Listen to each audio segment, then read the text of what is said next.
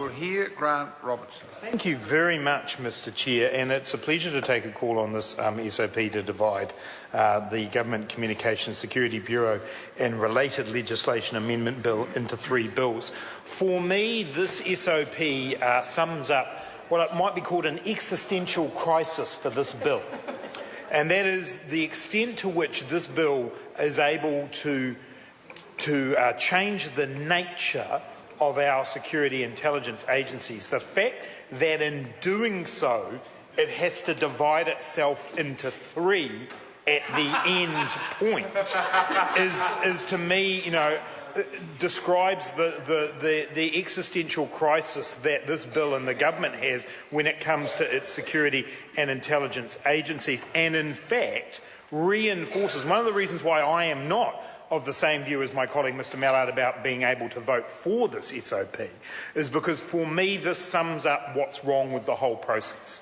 and that is that because the government has failed to look at New Zealand's wider intelligence network in putting together this legislation, the division into 3 bills just makes that all the more obvious how stupid that is for New Zealand. We should be, Mr Chair, perhaps not creating 3 bills out of this, but creating one single piece of legislation that covers all of our intelligence agencies. And that would, Mr Chair, be the outcome of the kind of review that the Labour Party has been proposing for many months. That we simply can't consider 3 individual bills titled the GCSB Bureau Amendment Act 2013, the Inspector General of Intelligence and Security Amendment Act 2013, and the Intelligence and Security Committee Amendment Act 2013, to have 3 bills divided in that way. One bill divided into 3 parts, thank you, exemplifies the problem that we are not looking at the whole of New Zealand's security intelligence agencies. We should, Mr Chair, have been debating through the committee of this House the role of the SIS within intelligence agencies. There is no SIS bill among the 3 divided. Come back to the debate. Yes, no, but I am very much on the debate, Mr Chair, in that I am searching among the 3 divided bills here for some reference to the Security Intelligence Service, who are referenced within what will now be the Government Communications Security Bureau Amendment Act, the first of the 3 divided bills. The first of the 3 divided bills has to talk about the SIS because they are one of the organisations well, that's where I'm getting to. They are one of the organisations that the GCSB is now committed to assisting within this divided bill. So that is the problem, Mr Chair, is that by dividing up the GCSB bill into 3 new separate bills, as this SOP does, it highlights the problem that many New Zealanders are raising, which is they want to have trust and confidence in our security intelligence agencies. That trust and confidence has been undermined through the actions of the Minister in charge of the GCSB, John Key, over the Kim.com affair and over Ian Fletcher. So when it comes to creating some new piece of legislation, here was the opportunity for the government to bring together all of the intelligence agencies under one piece of legislation that New Zealanders could play a part in shaping. If there was a review, they would have been able to play a part in shaping that legislation and saying, what's the New Zealand way when it comes to security intelligence? What is the kind of legislation that would sum up the values of New Zealanders about privacy, about security, about accountability of government? And what I fear, Mr Chair, is that in these 3 divided bills, we highlight the ad hoc, divided, incompetent in some ways approach that the current government has towards security intelligence.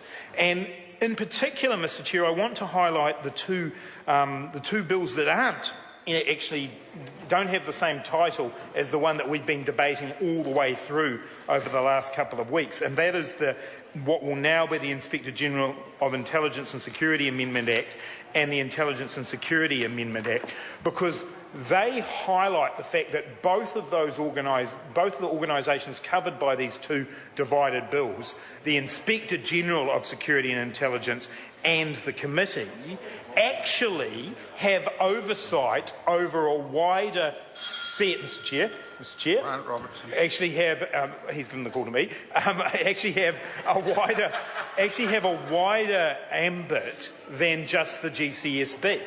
So the Inspector General of Security, under the new approach that is being proposed in what was previously the single bill, now has a wider ambit. And the Intelligence and Security Committee, it's the subject of the third of the divided bills, not only now looks at the SIS, which it always has done, but has a role, an expanded role, in providing opportunities for the public to hear and see the reports of the SIS and the GCSB. So in many ways that committee is even further example of the divided and ad hoc nature of the way in which this government looks after intelligence and security. So the Intelligence and Security Committee Amendment Act, as divided, really does highlight for me, Mr. Chair, why we should not be looking at three divided bills. We should have been looking at a single piece of legislation that actually enabled the Parliament to be able to say, we now understand how our security agencies sit together. In addition to the SIS, if you want it, Mr. Chair, if we want to take this approach, the approach in this SOP, there actually should be 6 or 7 bills. There should be a bill to cover the SIS. There should be a bill to cover the GCSB. There should be the 2 Intelligence and Security Committee and Inspector General bills.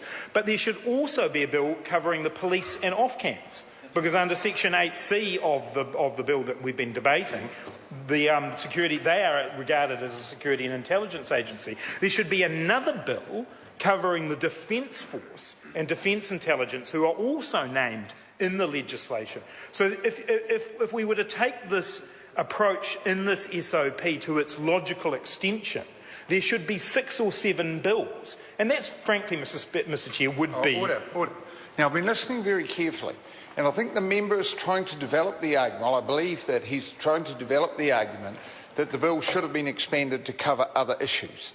The question is whether or not this bill should be divided. Well, okay, I'll hear the member. Mr. Chairman, I think with respect, and taking some care because of the earlier in the day discussions. With respect, sir, I think you have it wrong. What the member on his feet was saying is these issues are already in this legislation. Not that there should be more legislation to cover them, but these are already in the legislation, and if it was properly organised, then it would be divided into more than 3 bills. Well, then I misinterpreted the member. I shall watch him very closely. I would expect nothing less, Mr. Chair. No, I think Mr. Mallard's interpretation is correct, which is the point I'm trying to highlight is that there are a number of agencies within the security and intelligence structure in New Zealand who are mentioned in the legislation, and the logic, whose roles have been changed or in fact have never actually been even covered in legislation before in many cases. And so what this SOP does is say, well, there are 3 subjects here and we're going to divide them up into 3. There's actually more than 3 subjects. There's 6 or 7 subjects. And so that is one point I'm trying to make. The second point that I'm trying to make is that that what is needed here is one piece of legislation that can give New Zealanders confidence about the arrangements for security and intelligence in New Zealand. And by dividing this bill into 3, as this SOP does, all it does, Mr. Chair, is highlight to New Zealanders the incoherent, ad hoc, divided nature of the way the government is approaching security and intelligence measures. I would favour, Mr. Chair, an SOP that actually looked at a quite different approach, that actually came off the back of a review of all of that architecture of security and intelligence, that gave New Zealanders the chance to have their say about what that would look like, that it was done on the basis of a review that had at its core the values New Zealanders hold dear, which are privacy, security, and transparency and accountability. They'd all be in one bill. And it would exactly, and they would be part of one single bill.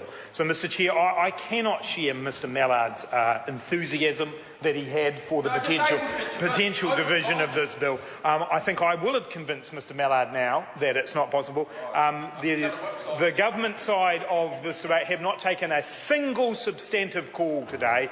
I predict they won't on this SOP, which is their own. And, Mr. Chair, I strongly believe that this SOP shouldn't pass because all it does is to highlight the mistakes that the governments have made, the cover-ups that they've attempted through this GCSB process, and I don't believe this SOP deserves the support of the House. Mr. Chairman. Jonathan Young.